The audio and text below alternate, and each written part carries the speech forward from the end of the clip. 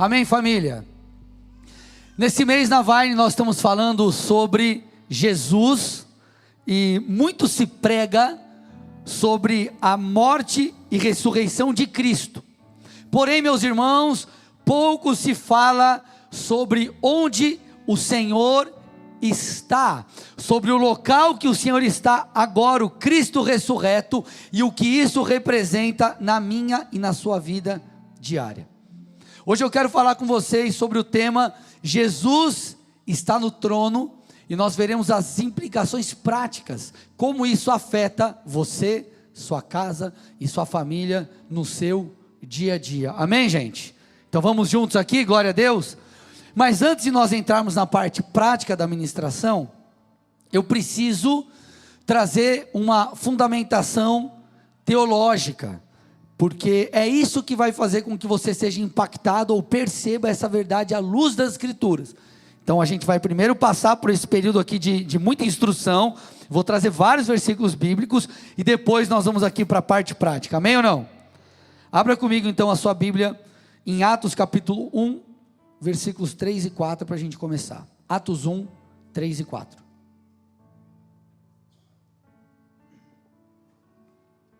Ou melhor, nós vamos ler do 3 ao 9, desculpa, Atos 1, do 3 ao 9.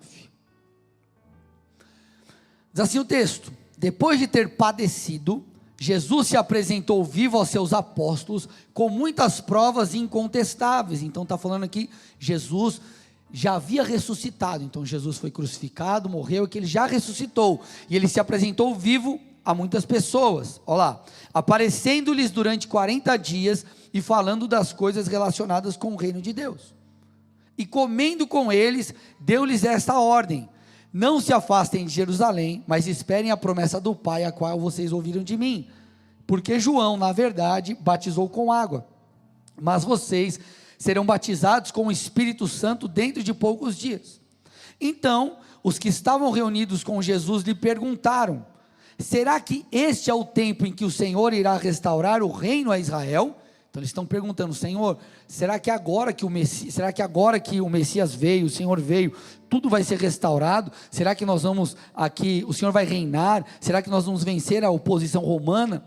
Jesus responde: não cabe a vocês conhecer os tempos ou épocas em que o Pai fixou pela sua própria autoridade, mas vocês receberão poder ao descer sobre vocês o Espírito Santo, e serão minhas testemunhas, tanto em Jerusalém, como em toda a Judéia, Samaria, até os confins da terra. E aí o versículo 9 diz, presta atenção: depois de ter dito isso, Jesus foi elevado às alturas, à vista deles, e uma nuvem o encobriu dos olhos. Então nesse texto, como você percebeu aqui, Jesus, após morrer, ele ressuscita, ele aparece a muitas pessoas, e depois ele é elevado aos céus. Estes que estavam com o Senhor perceberam: olha, Jesus está ascendendo, a ascensão de Cristo está aqui acontecendo. Agora, o que acontece depois disso? Para onde Jesus vai? Jesus, meu irmão e minha irmã, segundo a Bíblia diz, ele é colocado no trono com o Pai, ele está em um lugar de autoridade, e tudo muda para mim e para você quando nós entendemos isso. Preciso que você fique comigo aqui para a gente construir essa verdade. Então, olha como a Bíblia afirma isso. Efésios 1:20. Ele, o Pai, exerceu em Cristo esse poder, ressuscitando-o dentre os mortos e fazendo-o sentar à sua direita nas regiões celestiais. Apocalipse 3:21. Ao vencedor darei o direito de sentar-se comigo no meu trono, assim como também eu venci, Jesus está dizendo, e me sentei com o meu Pai no seu trono. Então Jesus não apenas ressuscitou, gente, ele não está por aí zanzando. Jesus está sentado em um trono de autoridade. Quando nós olhamos lá para o relato da morte de Estevão, Atos capítulo 7, Versículos 55 e 56, a Bíblia diz: mas Estevão, cheio do Espírito, fitou os olhos no céu e viu, ele teve um êxtase, ele estava ali à beira da morte, e o texto diz, ele fitou os olhos no céu e viu a glória de Deus, e Jesus que estava à direita de Deus. Então disse: eis que vejo os céus abertos, e o Filho do homem, ou seja, Cristo, em pé à direita de Deus. Então Jesus não apenas venceu a morte, mas ele está no trono, e o seu nome está acima de qualquer outro nome. Filipenses capítulo 2, o famoso texto, versículos 7 a 11, nos mostra isso. O texto afirma: ele se esvaziou assumindo a forma de servo. Então Jesus, que estava em sua glória com o Pai, que também, Jesus também é Deus, ele se esvazia, ou seja, ele se torna semelhante aos homens, ele se torna como eu e você, ele estava sujeito às tentações, sujeito às mazelas humanas, o texto está falando isso, olha lá, só que ele se humilhou, não apenas tornando-se homem, mas ele foi obediente até a morte de cruz.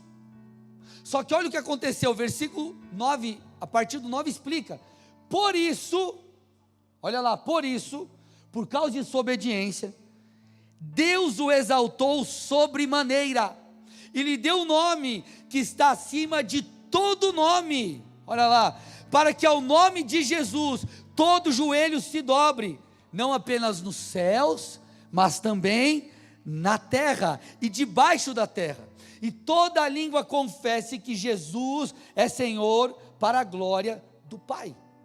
Então escute, o nome de Jesus está acima de qualquer poder demoníaco.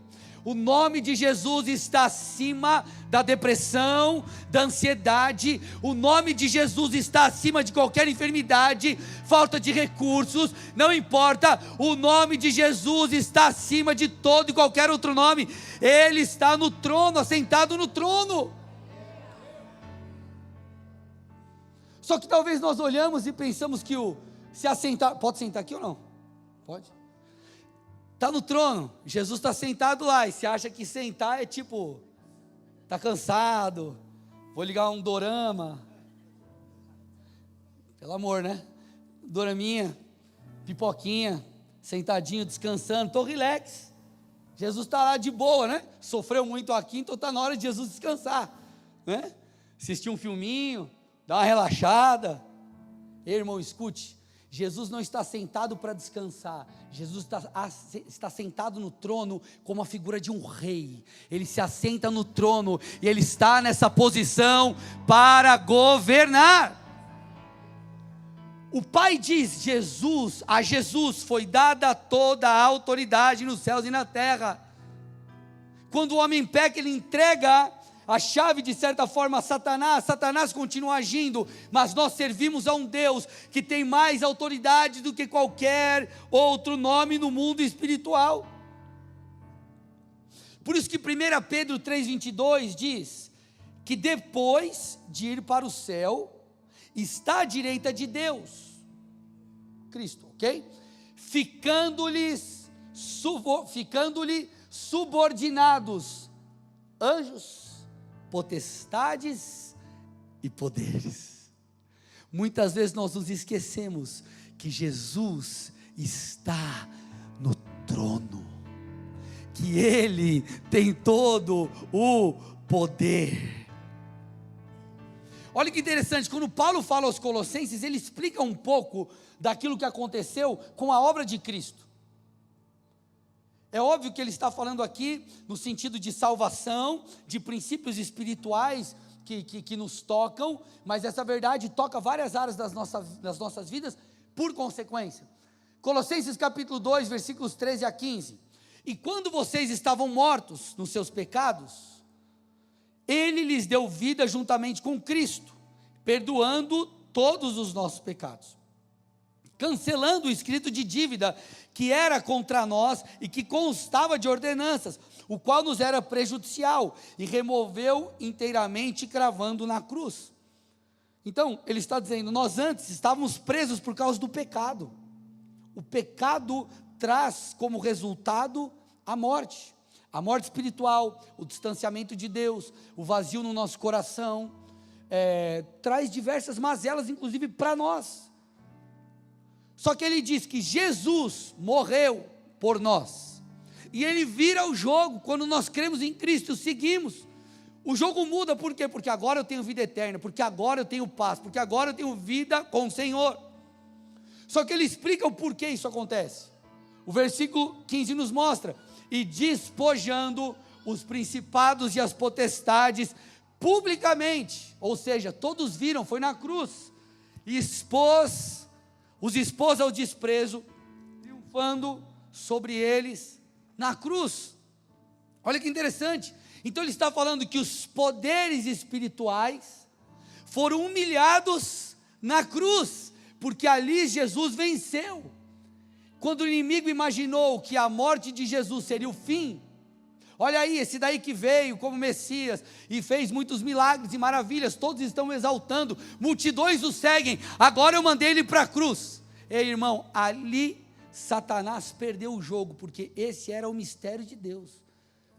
Deus mandou Jesus para a cruz, para que ele pudesse ressuscitar, ok? Nos dar vida eterna, e agora ser colocado num lugar de suprema autoridade, para que as nossas vidas sejam transformadas.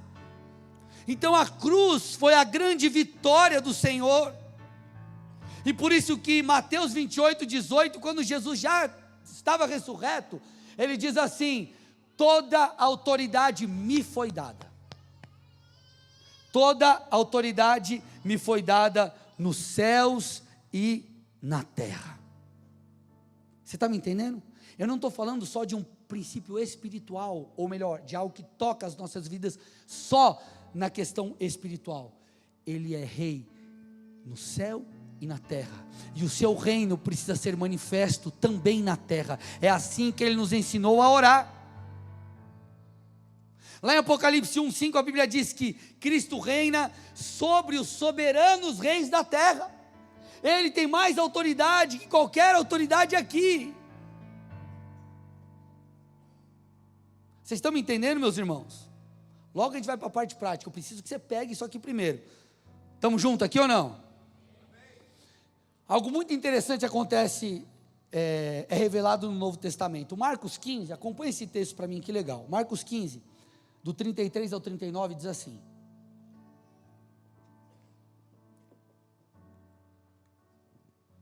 o relato da cruz, Marcos 15, 33 a 39. Chegado o meio-dia, houve trevas sobre toda a terra até as 3 horas da tarde, ok? E às 3 horas, Jesus clamou em alta voz, Eloi, Eloi, lema sabachthani. Isso quer dizer, Deus meu, por que me desamparaste? E alguns dos que estavam ali ouvindo isso diziam, vejam, ele chama por Elias. E um deles correu para embeber uma esponja em vinagre, e colocando na ponta de um caniço, deu-lhe de beber, dizendo, esperem, vejamos se Elias vem tirá-lo. Mas Jesus, dando um forte grito, expirou, ou se entregou ali. E a Bíblia diz, e o véu do santuário se rasgou em 2 partes, de alto a baixo.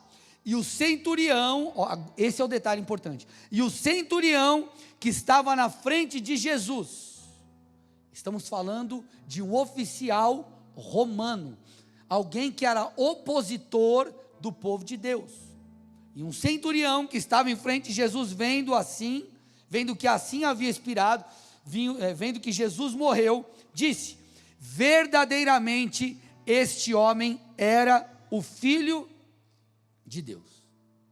Eu preciso que você preste atenção nisso aqui. Verdadeiramente era o Filho de Deus. Quando nós olhamos essa expressão, Filho de Deus, nós nos lembramos da referência que isso é feito a Jesus, nós lembramos lá do batismo, quando Jesus é batizado, que o Pai falou, tu és o meu Filho amado, em quem me comprazo. Só que nesse caso, quem está falando é um romano, não era um judeu. Para um romano, havia um único Filho de Deus, e esse Filho de Deus era o imperador. Escute o que eu estou dizendo. O imperador, na época, ele era considerado uma espécie de Deus pelos romanos. Ele era como que alguém divino. Mas então o centurião, ao ver Cristo morrendo na cruz, ele reconhece: peraí. Não há outro Deus senão o Deus dos judeus.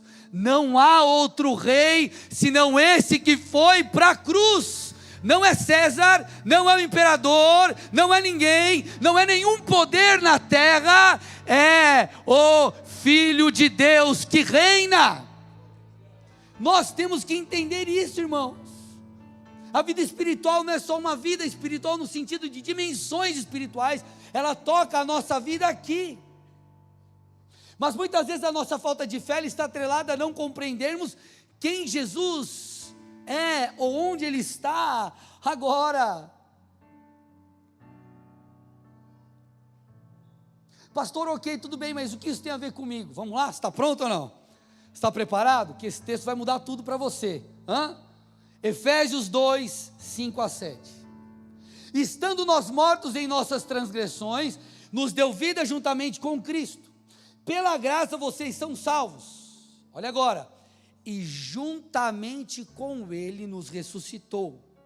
E com Ele nos fez assentar nas regiões celestiais em Cristo Jesus. Sabe o que o texto está dizendo? Que não apenas Jesus ressuscitou e está no trono com o Pai, mas espiritualmente nós fomos colocados em uma posição de autoridade, e espiritualmente nós estamos posicionados com Cristo no trono. Ei, irmão, escute, isso pode mudar a sua vida, isso pode e deve mudar a sua perspectiva, porque nós temos autoridade em Cristo Jesus para manifestarmos na terra os céus. Às vezes nós nos olhamos como um coitadinho, como alguém refém das circunstâncias, e nós nos esquecemos que o nosso Senhor está no trono reinando, governando, e nós estamos nessa mesma posição com Ele. É óbvio, Satanás continua agindo, é óbvio, nós continuaremos passando por tribulações, por desafios, por dificuldades, há uma batalha. Agora, nós precisamos entender em qual posição nós fomos colocados, e isso precisa mudar a maneira que a gente vive a vida cristã. Nós não podemos desassociar Jesus da vida diária, a fé do nosso dia a dia, das nossas escolhas, porque nosso Deus ou nosso Senhor não é um coitado, Ele não está pendurado no madeiro, nem em um túmulo. Nós celebramos semana passada a Páscoa, Ele ressuscitou e foi colocado pelo Pai em um lugar de autoridade, e nós estamos assentados com Ele nesse lugar. Se você crê, recebe, dá uma salva de palmas forte a Jesus Cristo aí, vamos lá, igreja, aleluia. Entendida essa primeira parte, vamos aplicar tudo isso aqui, tá? Então, primeira coisa que a gente precisa refletir, eu quero falar sobre 3. Primeira coisa que a gente precisa refletir é: Cristo está no trono, ok? Espiritualmente Ele está no trono, você pode crer nisso ou não crer, Ele está, é um fato. Agora, será que Cristo reina nas minhas escolhas diárias? Essa é a primeira reflexão que a gente precisa fazer. Cristo está no trono, Ele reina, Ele está acima de qualquer poder e autoridade. Mas será que Ele reina na minha vida? A gente precisa refletir sobre isso. O que o meu relacionamento com Deus tem produzido em mim? O que ler a Bíblia, o que a oração, o que a comunhão com os irmãos tem gerado, tem feito comigo e em mim? Porque fé não diz respeito a uma espiritualidade desassociada da vida diária, mas a fé molda a minha visão de mundo, muda a maneira que eu enxergo todas as coisas. Então a Bíblia se torna para mim um manual de vida. Ele não é o Senhor de uma vida espiritual que eu vivo aqui, mas quando chega a segunda-feira, eu caminho de outra forma. Não. Nós nos reunimos para adorar o Senhor, e quando eu saio daqui, é a Bíblia que comanda a minha vida. Então nós não podemos viver a fé como algo, como um misticismo barato. Mas nós precisamos entender que, como filhos de Deus, nós temos o Espírito Santo. E os filhos de Deus que têm o Espírito Santo, são guiados pelo Espírito. Então, será que a nossa visão de mundo tem sido mudada pela Bíblia? Porque a nossa fé não diz respeito apenas ao que não fazemos, mas ao que fazemos. E essa foi uma abordagem muito legal, eu quero tomar emprestada aqui do nosso querido professor da Escola Bíblica, José Felipe. Foi muito acertada na aula que ele trouxe, né, e ele falou desse aspecto. Porque muitas vezes nós achamos que a nossa fé, ela diz respeito àquilo que nós não devemos fazer. Tudo é o não. É crente, o crente não pode sair para balada, não pode fazer isso, não pode fazer aquilo, eu não posso. Agora, o que como filho de Deus eu faço? O que eu devo fazer? Como eu manifesto a glória de Deus? Então não diz respeito ao que você não pode fazer, mas diz respeito ao que você faz, porque você foi transformado pela palavra. Eu fui mudado, eu fui moldado, eu vivo de outra forma, minha visão de mundo é outra, minha mentalidade é outra, logo, consequentemente, as minhas escolhas são outras. Não é porque eu não posso, mas é porque eu me tornei, então eu ajo de maneira diferente. Não é uma postura passiva, mas é ativa. Vocês estão aqui, gente, ou não? Eu vou dar um exemplo aqui básico. Falei sobre isso terça no discipulado, que foi muito legal. Eu fiquei com os solteiros, pastor Marcel, pastora Carol ficaram lá com os casados no discipulado. E uma pergunta que fizeram foi: pastor, pode um crente casar com quem não é crente? Eu vou mostrar através dessa perspectiva. Pode, pastor? Por que a pessoa está falando isso ou está fazendo essa pergunta?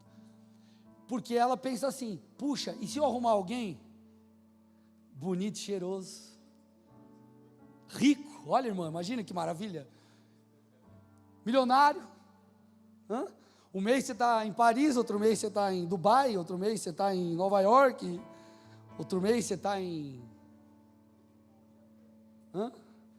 sei lá onde, olha que bênção, aleluia, né? Em Matinhos, tudo. Porque na cabeça da pessoa é assim: eu sou um cristão, então eu tenho que encontrar alguém que é uma pessoa moralmente correta, é tipo um conservador, vamos dizer assim, entendeu? Então eu estou pensando no que eu não posso fazer. Tem que mudar a cabecinha, gente, nossa. Não é o que eu não posso, é o que eu devo fazer. Porque um filho de Deus, ele entende que a família, ela tem por fim glorificar a Deus.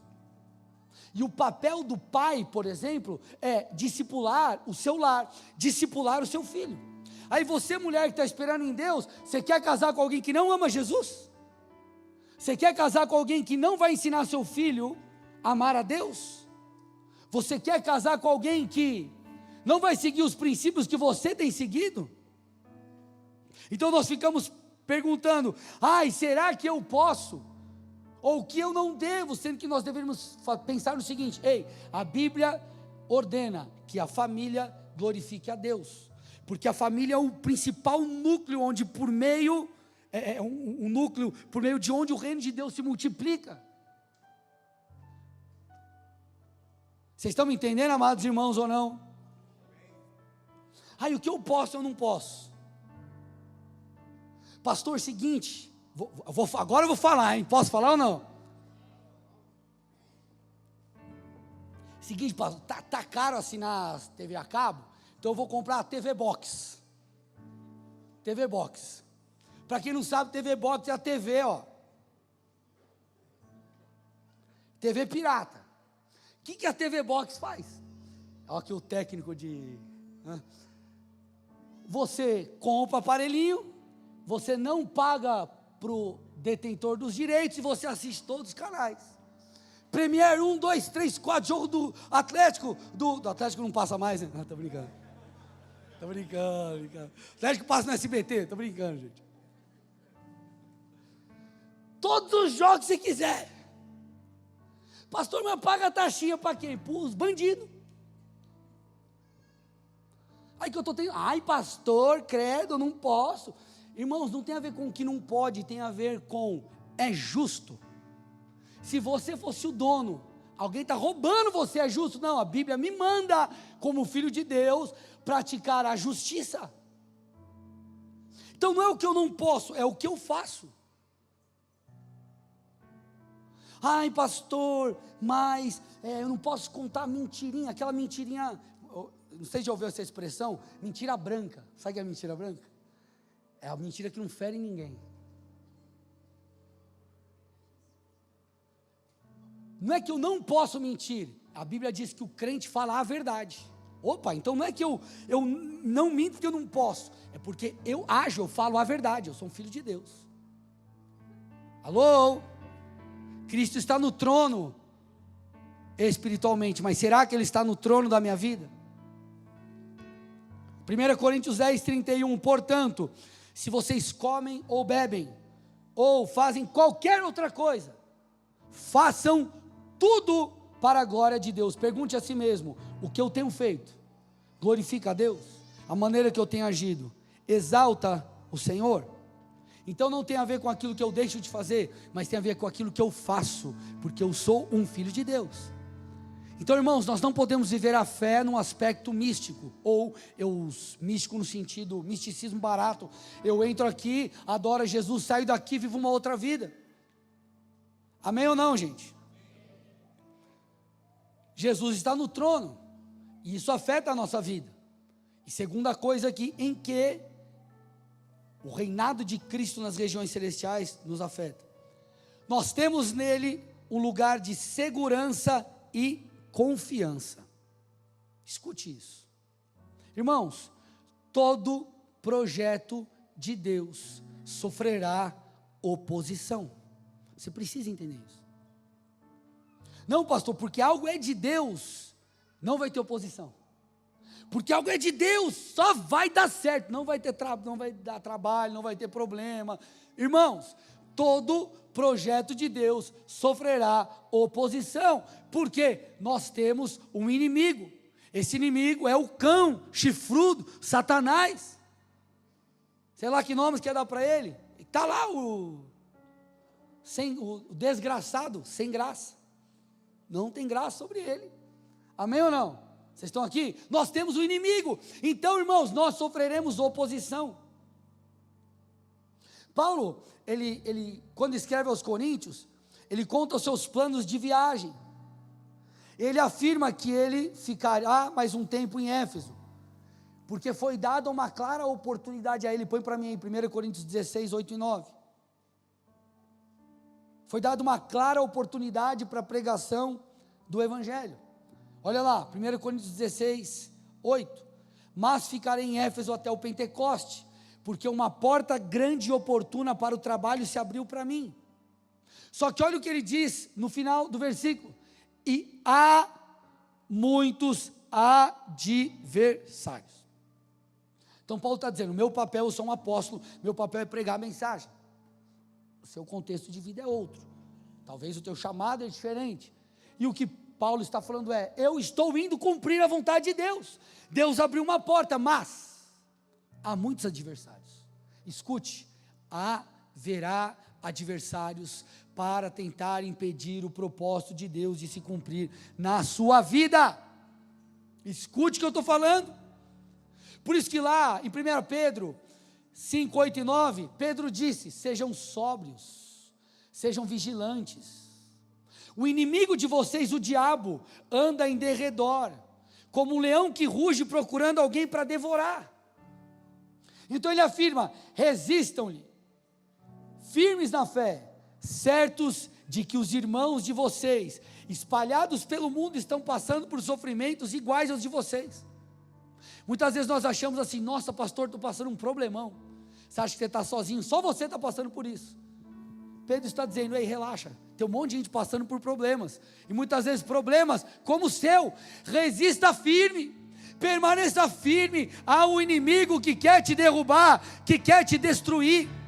Há uma guerra espiritual, uma guerra cósmica, para impedir que a vontade de Deus se cumpra em nós. E essa guerra toca várias áreas, irmãos. Vocês já ouviram falar daquele texto, lá em Efésios 6, que fala da armadura de Deus? Já ouviram? Está lá em Efésios 6, 10 a 13, que fala sobre o capacete da salvação, enfim, por aí vai, Efésios 6 no capítulo. Esse texto, ele fala muito sobre essa batalha espiritual, ok? Essa guerra espiritual. Só que o problema, muitas vezes na nossa leitura bíblica, é que nós fazemos um recorte, e nós esquecemos de enxergar o todo. Deixa eu te dar um princípio bíblico aqui, para você interpretar bem o texto, quando você estiver lendo. Pastor, estou lendo aqui os versículos 5 a 10. Você tem aquilo que é chamado de contexto imediato. Ou seja, você vai ler um texto aqui, 5 versículos. Dá uma olhadinha no que está antes e no que está depois. Isso vai te ajudar a se situar. Mas você pode ir além. Você pode tentar entender o que o capítulo está dizendo. E você pode ir além. Você pode tentar entender o que a carta está dizendo. Porque Paulo aqui aos Efésios, ele está escrevendo uma carta. Ok? Então, ele percebeu que a igreja estava enfrentando de desafios e escreveu uma carta como um pastor. Olha, pessoal, vou passar algumas coisas para vocês aí. Isso aqui, aquilo outra coisa. E Paulo foi instruindo a igreja. Então, essa carta é para aquilo que a igreja está vivendo. E por mais que tenham assuntos diferentes, nós não podemos desassociar uma coisa da outra. Por que eu estou te falando isso? Porque o texto de Efésios 6, ele fala de batalha espiritual. Só que se você voltar, você vai ver Paulo falando sobre relacionamento entre marido e mulher. Ele fala sobre criação de filhos. Ele fala sobre a unidade na igreja. Ele fala sobre a vida espiritual com Jesus. O que eu estou tentando te dizer com tudo isso? Todos esses aspectos que Paulo explica no começo da carta, estão sob ataque.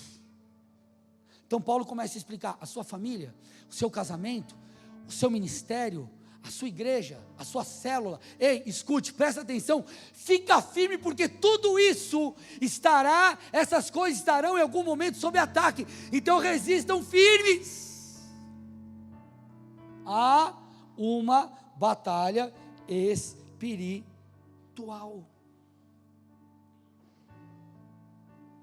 1 Timóteo 1, 18 e 19, esta é a admoestação que faço a você, meu filho Timóteo, segundo a profecia, ou as profecias que anteriormente foram feitas a seu respeito, que, firmado nelas, olha o que ele está dizendo aí, você tem palavra, Timóteo, Paulo está falando para ele, você tem profecia, Timóteo, combata o bom combate, permaneça firmado nelas, mantendo a boa consciência e a fé, porque alguns, tendo rejeitado a boa consciência, vieram a naufragar na fé. Então ele está dizendo, Timóteo, você tem que entender que haverá uma luta para que as palavras que você tem se cumpram. É uma batalha, Timóteo. E você precisa se manter o quê? Consciente, com a mente posicionada na palavra, crendo naquilo que Deus disse, mantendo a fé, mantendo a boa confiança. Porque, olha o versículo 19 ali, se você rejeitar isso, você vai naufragar. E quantos naufragaram na fé? Porque esqueceram dessas coisas.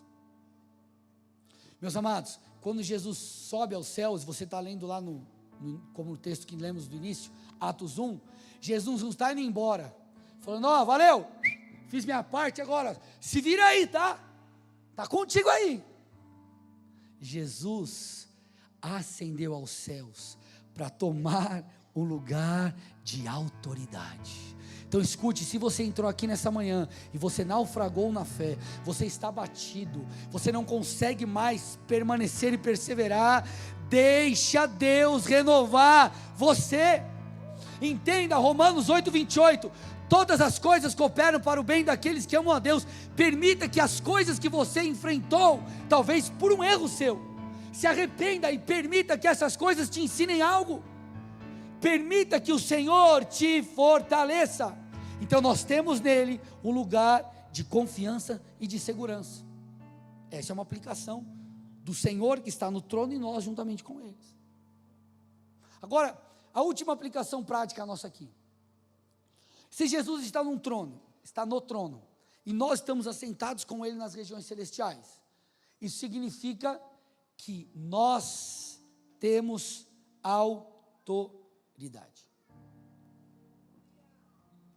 Escute o que eu vou dizer agora, nós temos autoridade.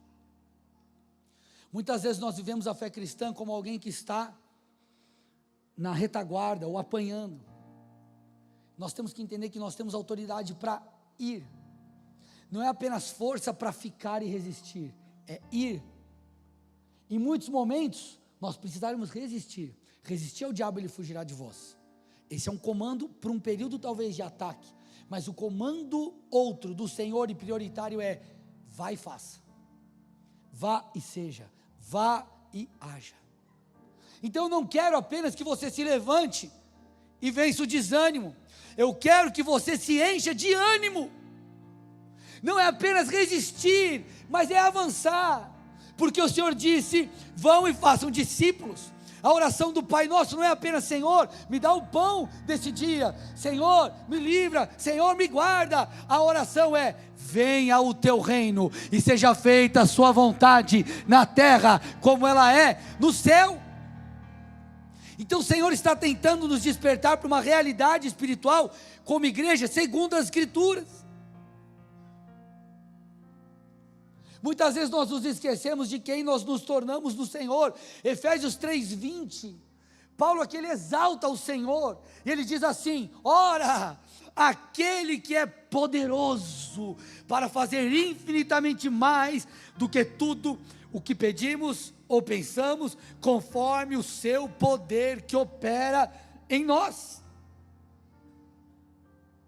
Então nós nos esquecemos muitas vezes disso. Nós esquecemos de Efésios 1, 22 e 23, Deus colocou todas as coisas debaixo de seus pés, falando do Senhor, e o designou como cabeça de todas as coisas, para a igreja, que é o seu corpo, a plenitude daquele que enche todas as coisas, em toda e qualquer circunstância. Sabe o que Efésios, o que Paulo está falando aos Efésios aqui, de maneira, o texto parece difícil, mas o que Paulo está dizendo é o seguinte: Jesus foi colocado em um trono, e esse Jesus, e aí ele traz um paralelo para a gente entender. A igreja é como o corpo de Cristo. Então vamos imaginar uma pessoa, é o corpo, Jesus é o cabeça, a cabeça que dá comando para as outras partes do corpo, amém ou não? Então Jesus é o cabeça, ele dá comando para a igreja. Então ele diz: Jesus é o cabeça, ok? Jesus é o cabeça. E porque Jesus cumpriu toda a obra da cruz, foi colocado debaixo dos seus pés, dos pés de Cristo e também dos pés da igreja, todas as autoridades, os inimigos e por aí vai. E ele começa a dizer que é por meio da igreja, que é o corpo, que a plenitude do Senhor enche a terra. Então Jesus é o cabeça, nós somos o corpo. Jesus, que está no trono, designou a igreja para ir e fazer discípulos, ou seja, designou a igreja para refletir a glória de Deus aqui. O Jesus que antes habitava, fez milagres e fez muitas coisas, é o Jesus que está no céu, mas Ele enviou o Espírito Santo para habitar dentro de nós, para nós irmos e fazermos as mesmas obras que Ele fez. Ou seja, Deus manifesta o seu reino nessa terra por meio da igreja. E às vezes nós estamos abatidos, como que se sentindo fracassados, não nos levantamos. Puxa, meu casamento não vai dar certo, as promessas de Deus não vão se cumprir. Puxa, eu não vou vencer esse quadro emocional que eu estou vivendo, eu não vou vencer essa situação, eu não posso superar, não é possível. Olha para as circunstâncias. O Senhor está dizendo: eu sou o cabeça, você é o meu corpo, e é através de você, igreja, que eu levo a minha vontade. Nós nos esquecemos disso, irmãos. Então nós precisamos nos levantar. Talvez o milagre de restauração no seu lar, talvez não, isso é um fato, vai demandar que você se levante e entenda isso. Peraí, eu vou me levantar. Se eu estou errado, e eu acho que não é possível eu mudar, eu ser liberto disso, ser liberto daquilo, não, eu vou me levantar, eu vou me posicionar, porque eu estou em Cristo e é possível, o Senhor vai me ajudar. Talvez você precise de uma mudança financeira na sua vida, se levante, se posicione, viva as Escrituras. Eu tenho um chamado, se levante, irmão, se posicione. Se Jesus está no trono e nós estamos com Ele, nós temos que entender por que nós fomos comissionados. Vocês são, Jesus disse, a luz do mundo. Vocês iluminam as pessoas. Agora, não se pode esconder uma cidade, o texto diz, situada no alto do monte. Nem se acende uma lamparina para colocá-la debaixo de um cesto, mas no lugar adequado onde ilumina bem os que estão na casa. Então o Senhor está dizendo, se uma cidade é colocada no alto do monte, é impossível ela não ser vista, não faz sentido você ligar uma luz e colocar em um lugar onde ela não vai iluminar.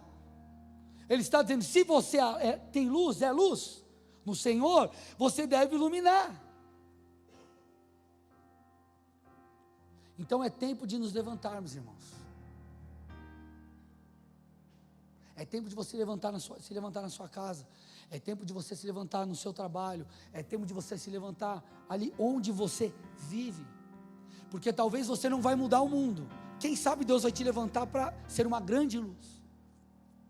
Mas nós nos esquecemos que o que enche a terra é a plenitude da igreja, que é o corpo. Ou seja, o Senhor, por mais que levante pessoas para grandes coisas, Ele conta comigo e contigo para gerarmos esse efeito nos corações. Então nós precisamos crer, meus irmãos. Nós precisamos nos levantar, meus irmãos. Nós precisamos fazer algo. E eu termino com o que a Bíblia relata no livro de Esther. O povo judeu estava vivendo sobre outro império. Esther, uma jovem judia, havia se tornado rainha. Um homem chamado Amã, influente no governo, odiava os judeus e resolveu convencer o rei a assinar um decreto que exterminaria todos os judeus do império. Contudo, quando Mardoqueu, tio de Esther, soube disso, ele manda um recado para Esther, que era a rainha, e pede para ela: Esther, se levante diante do rei para salvar o povo.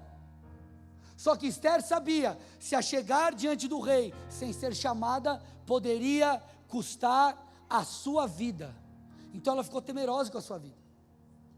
Só que diante disso Mardoqueu afirma, Esther 4,14, por que, Esther? Se você ficar calada agora, de outro lugar virá o socorro e livramento para os judeus, mas você e a casa do seu pai perecerão. E aí afirma o texto, mas quem sabe se não foi para um momento como esse, uma conjuntura como essa, que você foi elevada à condição de rainha. Irmãos, por causa da coragem de Esther, o plano de Amã é desmascarado, o povo judeu é salvo da morte, uma nova lei é decretada, e isso resulta em vitória, em livramento, em celebração. E escute, quem sabe esse não é o momento que você deve se levantar. Jesus está no trono, e Ele está batendo a porta do seu coração, está dizendo: me deixe reinar na sua vida, me deixe tornar o Senhor da sua história. Jesus está dizendo: ei, em mim você tem um lugar de segurança, um lugar de renovo, um lugar de conforto, ou melhor, um lugar que mesmo em meias lutas, você está guardado em mim, e eu cuido de você. Ei, Jesus está dizendo: se levante. Não é o momento muitas vezes de nós estarmos acuados, mas de nós irmos